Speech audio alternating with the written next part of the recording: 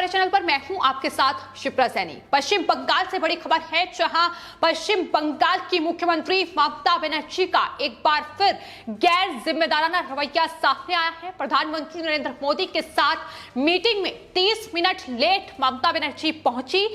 लेकिन इस मीटिंग में आपको बता दें बगैर कोई बातचीत किए कागज थमाकर ममता बनर्जी मीटिंग से वापस लौट गई। तो पश्चिम बंगाल में चुनाव खत्म हुए करीब 1 महीना बीत चुका है, लेकिन ममता बनर्जी की तानाशाही खत्म होने का नाम नहीं ले रही है। दूसरा, ऐसा भी लगता है कि दरअसल पश्चिम बंगाल की मुख्यमंत्री ममता बनर्जी नंदीग्राम में हुई अपनी हार को भी नहीं भुला पा रही है, और यही वजह है कि केंद्र के प्रति उनका यह रवैया लगातार देखने को मिल रहा है। आपको बता दें, आज चक्रवात तूफान यास में हुए नुकसान को लेकर पश्चिम बंगाल में प्रधानमंत्री नरेंद्र मोदी ने हवाई सर्वेक्षण किया और नुकसान का जायजा लिया। इसके अलावा समीक्षा बैठक भी की गई, लेकिन ममता बनर्जी ने वहां सिर्फ केंद्र का विरोध करने के लिए वो प्रोटोकॉल की धज्जियां उड़ाती नजर आई। प्रोटोकॉल के मुताबिक एक मुख्यमंत्री को जाहिर तौर पर प्रधानमंत्री की इस मीटिंग में शामिल होना चाहिए, लेकिन ममता बनर्जी मीटिंग में 30 मिनट की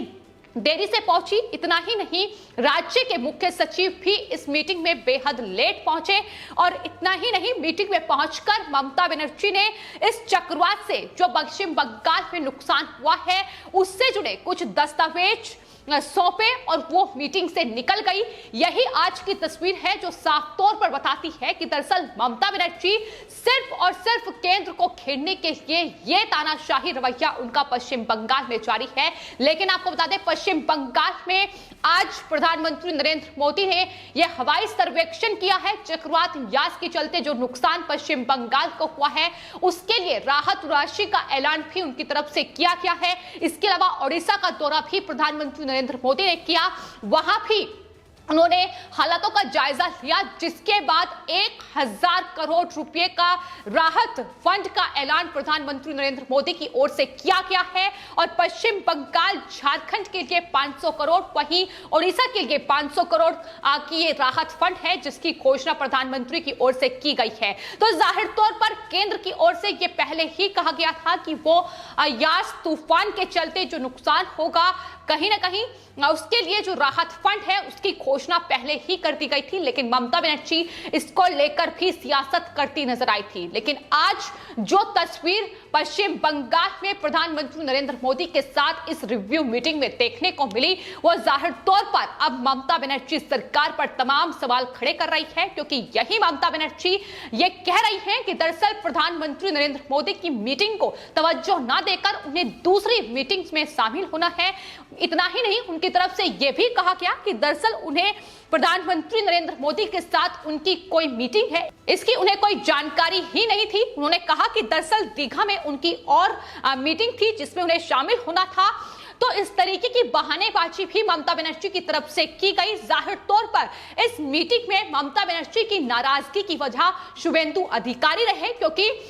यास चक्रवात को लेकर जो नुकसान हुआ है उस पर यह समीक्षा बैठक में प्रधानमंत्री नरेंद्र मोदी की जो रिव्यू मीटिंग थी, इसमें राज्यपाल जगदीप धनखड़ और बीजेपी विधायक शुभेंदु अधिकारी को भी इन्वाइट किया गया था, वो भी इस मीटिंग में शामिल हुए। लेकिन ममता बनर्जी की ओर से इससे पहले ही ये कह दिया गया था कि अगर शुभेंदु अधिकारी इस मीटिंग में शामिल होंगे तो मैं इस मीटिंग में नहीं आऊंगी। तो इस तरीके की बहानेबाजी अब करने की कोशिश ममता बनर्जी की ओर से की जा रही है, लेकिन वहीं बीजेपी का साफ तौर पर ममता बनर्जी को यह जवाब दिया गया था कि नेता प्रतिपक्ष के रूप में इस मीटिंग में शुभेंदु अधिकारी को बुलाया गया है। और जाहिर तौर पर ममता बनर्जी जिस तरीके से नंदीग्राम में शुभेंदु अधिकारी ने उन्हें मात दी है उसको कहीं ना कहीं अभी तक नहीं भुला पाई है, और यही वजह है कि शुभेंदु अधिकारी का सामना ममता बनर्जी नहीं करना चाहती है। लेकिन फिलहाल राज्य की मुख्यमंत्री होने के बावजूद ना ही प्रधानमंत्री नरेंद्र मोदी का एयरपोर्ट पर स्वागत ममता बनर्जी की ओर से किया गया, और ना ही वो टाइम पर इस मीटिंग में पहुंची, जो साफ तौर पर बताता है कि टकराव अब केंद्र सरकार और कहीं ना कहीं बंगाल सरकार के बीच आने वाले वक्त में बढ़ सकता है। ममता बनर्जी लगातार केंद्र को घेर रही हैं, किसी ना किसी वजह से लगातार केंद्र पर निशाना साध रही हैं, फिर चाहे वो रिलीफ फंड को लेकर हो या तमाम कोविड के मद्देनजर हो, लगातार किस तरीके से बीजेपी और प्रधानमंत्री नरेंद्र मोदी को घेरा जा सके, इसकी कोशिशें तेज है। लेकिन जो रवैया,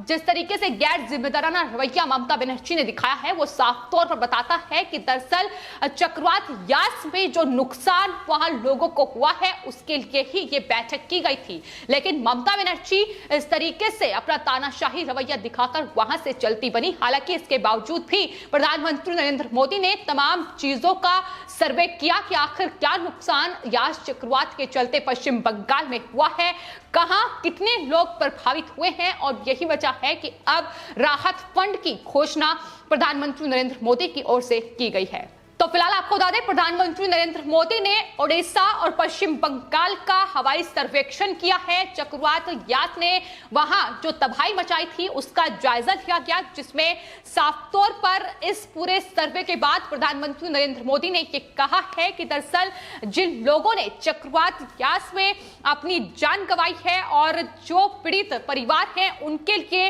वो दुख व्यक्त करते हैं, और वहीं मृतकों के परिजनों को 2 लाख रुपए और वहीं जो गंभीर रूप से घायल हैं उनके लिए 50,000 रुपए की अनुग्रह राशि देने की घोषणा प्रधानमंत्री की ओर से की गई है। और इसके अलावा राज्यों को जो रिलीफ फंड है वो जारी किया गया है, लेकिन इसको लेकर भी ममता बनर्जी सियासत कर चुकी है। इससे पहले यास चक्रवात पर जो गृह मंत्रालय की ओर से गृह मंत्री अमित शाह की मीटिंग हुई थी, उस पर उसके बाद ममता बनर्जी ने बड़ा आरोप केंद्र पर लगाया था कि दरअसल उन्हें बाकी राज्यों के मुकाबले कम राशि दी जा रही है। लेकिन प्रधानमंत्री का साफ तौर पर कहना है कि नुकसान के आधार पर यह जो रिलीफ फंड है ये जारी किया जाएगा। जिस तरीके की राजनीति ममता बनर्जी कर रहे हैं वो जाहिर तौर पर बता रहा है कि किस तरीके से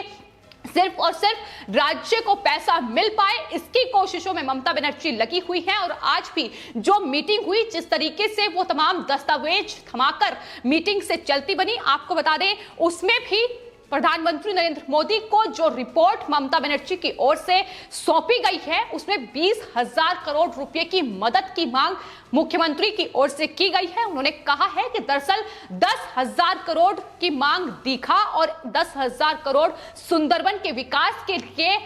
केंद्र से ममता बनर्जी मांग रही है। तो आखिर राज्य सरकार क्या कर रही है, ये सवाल भी लगातार अब लोग ममता बनर्जी से पूछ रहे हैं। तो यही तमाम चीजें हैं जो लगातार ममता बनर्जी पर अब सवाल खड़ा कर रही हैं कि आखिर इस तरीके की अगर बौखलाहट रहेगी तो कैसे राज्य को चला पाएंगी, कैसे वहां शासन कर पाएंगी। हालांकि जिस तरीके का शासन कर रही हैं वो हम सब ने देखा है कि किस तरीके से पश्चिम बंगाल में लगातार राजनीतिक घमासान तो जारी है ही, लेकिन पश्चिम बंगाल में हिंसा का तांडव भी टीएमसी के गुंडों ने मचाया हुआ है। लगातार वहां लोगों की हत्याएं की जा रही हैं, उन्हें निशाना बनाया जा रहा है, जिस पर जवाब ही ममता बनर्जी की बनती है। लेकिन वो जवाब देने से हर बार बस्ती नजर आती है और जो सवाल पूछता है उस पर निशाना साधती है, फिर चाहे वो राज्यपाल जगदीप धनखड़ हो या बीजेपी के नेता हो। तो जहां ममता बनर्जी अपनी अलग रिपोर्ट केंद्र को सौंप रही है, जिसमें वो दावा कर रही हैं कि दरअसल तूफान से बंगाल में 1 करोड़ से ज्यादा लोग प्रभावित हुए हैं और 15,000 करोड़ का नुकसान जो है वो इस तूफान के चलते पश्चिम बंगाल को हुआ है। जाहिर तौर पर किस तरीके से केंद्र से फंड लिया जाए, इसकी कोशिशों में ममता बनर्जी लगी हुई हैं। तमाम अलग अलग रिपोर्ट्स लगातार उनके द्वारा तैयार की जा रही हैं और मीडिया से बातचीत करते हुए वो जिक्र कर रही हैं। लेकिन आपको बता दें, न सिर्फ पश्चिम बंगाल में प्रधानमंत्री नरेंद्र मोदी ने ये हवाई सर्वेक्षण किया है, बल्कि इसके अलावा वो उड़ीसा भी पहुंचे, जहां यास चक्रवात ने भारी तबाही मचाई और उड़ीसा के मुख्यमंत्री उनके साथ बैठक में मौजूद रहे। और जाहिर तौर पर इस रिव्यू मीटिंग में तमाम जानकारी उड़ीसा के मुख्यमंत्री की ओर से दी गई। वहीं जो मीटिंग उड़ीसा में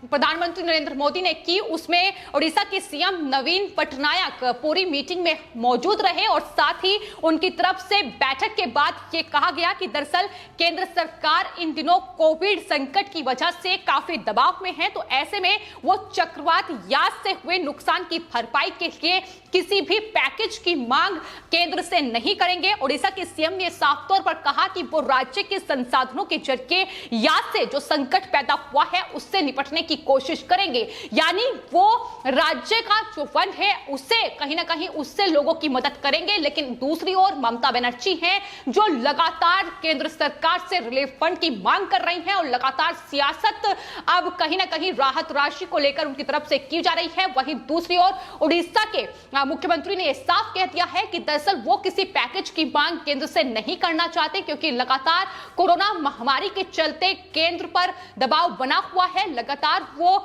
इस संकट से निपटने की कोशिश कर रही है। तो ऐसे में ये समझने की जरूरत है, लेकिन ममता बनर्जी इन तमाम चीजों को समझती नजर नहीं आ रही है। तो साफ तौर पर तस्वीरें बयां कर रही है कि एक तरफ उड़ीसा है जहां मुख्यमंत्री प्रधानमंत्री के साथ इस रिव्यू मीटिंग में हिस्सा लिया और तमाम चीजों की जानकारी दी, और वहीं दूसरी ओर पश्चिम बंगाल है जहां ममता बनर्जी का यह क्रूर शासन लगातार देखने को मिल रहा है, जहां वो प्रधानमंत्री नरेंद्र मोदी को भी तवज्जो देती नजर नहीं आ रही है और प्रोटोकॉल की धज्जियां उड़ाती नजर आ रही हैं। फिलहाल आपके इस पूरे मामले पर क्या राय है, हमें कमेंट बॉक्स में जरूर लिखें और चैनल को सब्सक्राइब करें। धन्यवाद।